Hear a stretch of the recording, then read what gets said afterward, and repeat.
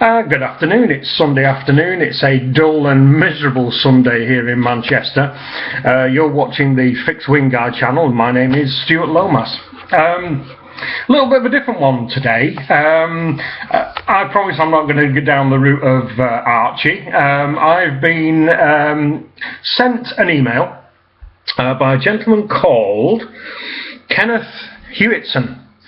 Now, Kenneth sent me this email in answer to the video that I did called Too Bland for Bond about the Omega Aquaterra.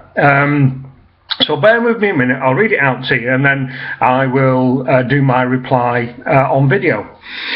He says, "Hi Stuart, I enjoyed your video about Too Bland for Bond. I wonder if you've given any additional thought to this Omega stroke Bond 007 thing. Although I am an Omega fan and own several not Seamaster or 8500 movement Aquaterra, from a purely personal point of view, I find it a bit tacky. After all, Bond is a fictitious person, but I have to admit, I have to admit, Omega also flogged the moon landing connection to death, but if nothing else, the moon actually exists. Whether the US actually landed on the moon, I leave to others to ponder. For myself, the thought of paying £3,000 or $3,000 for a watch plastered with 007 references is a non-starter. I believe they actually made a Seamaster with the reference to 007 on the second hand. Down market or what? Question mark. Perhaps you could use the above as a basis for one of your excellent videos. P.S. How's the search for the new watch coming along?" Well, Ken, two things. Thank you very much indeed for your email. Ideal. This is kind of what I want, is if anybody's got any ideas or questions, as I always say at the end, which I'll say at the end of this one, down below. The watch search has gone very well. I paid money yesterday via PayPal to a gentleman I found on eBay, and hopefully tomorrow he will be packing up and posting my blue Omega Seamaster 300 Professional. So excited, can't tell you. So sorry about all the movement, by the way. Can't get this camera right today, but never mind. Excuse the bubble gum. Do apologise. In fact, right, found old-fashioned bubble gum yesterday. Not seen it for years. Had to buy it. Bought a whole packet full. Brilliant. Omega and Bond. Well, let me say, as I said about axes to grind the other day, I do have a bit of an axe to grind here because I'm a massive Bond fan, huge Bond fan. And for me, over the years, the watches that Bond wears, right from the old days with Connery, where he wore what we now class, of course, as the vintage Omegas, which were obviously brand new at that time, through the Seiko era with Roger Moore. Obviously he wore both Seiko digitals and also quartz powered analog watches, and then the recent carnations where you've got Pierce Brosnan and then Daniel Craig wearing the Omega Seamaster range. Do I consider it a kind of negative thing? Well, to be perfectly honest, Ken, I don't look into it that deeply, to be honest. I know I did the video for Too Bland for Bond, but that is basically because I'm a big Bond fan. And not that I expect Bond to be flash, but what I kind of expect is, if they're going back down the road a little bit of having all his little objects and gizmos that he carries with him, enabling him to beat the bad guys, then maybe the watch needs to be in a position where it's possibly able to do that with a little help from Q branch. And I thought that Aquaterra was a little bit classy for that. It's a straightforward watch, but there you go. Do I think it's a problem in Bond? I guess not. because the link between Aston Martin and Bond. Now, I do know that for Spectre they brought out the DB10, which is a special car for the film, and I am aware that they're going to make a very selective number of the DB10 to be sold to the rich and the famous. Are they buying them because it was in the Bond movie, or will be in the Bond movie at this point in time because it's not been released yet? Yes, probably. They're also buying it for the exclusivity of it. Of course they are. Wouldn't we all? Is it too much? Product placement these days tends to be key. Unfortunately, you only need to watch the higher budget television programs, the big budget movies, and you know, even things that as mundane as breakfast cereals are on display. In American TV programs, you get like certain brands of maple syrup when they're having breakfast, and but Bond with his watch, I think, as silly as this is going to sound, Bond can't be Bond without a watch. A gentleman spy needs to wear a good quality watch, as you would expect a cultured gentleman to do. Is it something that could be toned down? Yes, possibly, absolutely. You did mention there that Omega made one with the 007 logo attached to the top end of the second indicator. Yes, they did. I've only ever seen one up close and personal. Would I buy one? No. Ken, I'm in exactly the same camp as you. I would not buy anything that has 007 plastered all over it. One of the Seamasters, as I'm led to, as I seem to remember, the dial had the rifling from inside of a gun barrel. Do you remember that? The dial was blue and it had like the rifling that they have at the beginning of the titles of the Bond movies where Bond walks in.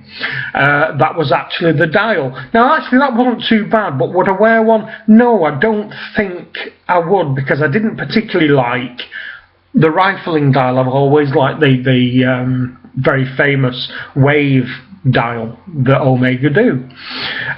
Is it inevitable? Sadly, I think it is inevitable. I think we're going to be seeing more and more, as I'm led to believe. With Spectre, the original budget for the movie was $119 million. It's now escalated to a mere $324 million. So I guess the film companies and the producers perhaps have to recoup or try to get money in from other sources rather than getting a funder to try to fund the whole thing. So if Omega will give them a chunk of money, which of course they will, to get their product on Daniel Craig's wrist. If Aston Martin give them a chunk of money to have Aston Martin as the Bond car, which of course they will, and anybody else that is involved in the movie that could have product placement for a little, financial consideration. Do I think it's wrong? Films should be for entertainment. Very much like me not being a watch snob, I'm not a movie snob.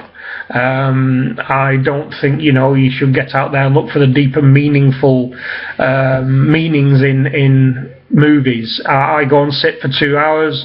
There's nothing better that I love than what I call a popcorn movie with robots, explosions, missiles, Captain America, big bag of popcorn, and everything else, and be entertained and be taken away from the nonsense and drudgery of the real world on a daily basis. So I think it's inevitable these days that product placement is going to be there.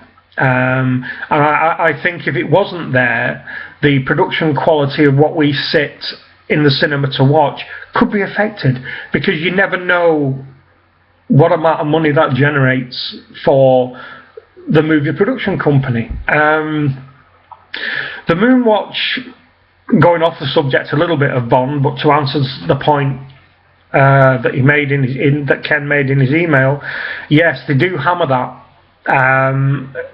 The old Men in the Moon is a very famous watch. A lot of people want to own that watch, and if Neil Armstrong just happened to have that watch on his wrist, then it would have been no different had it been a Rolex that had been on his wrist, or a Tissot that had been on his wrist, or a Bulliver that had been on his wrist. It would have been just the same.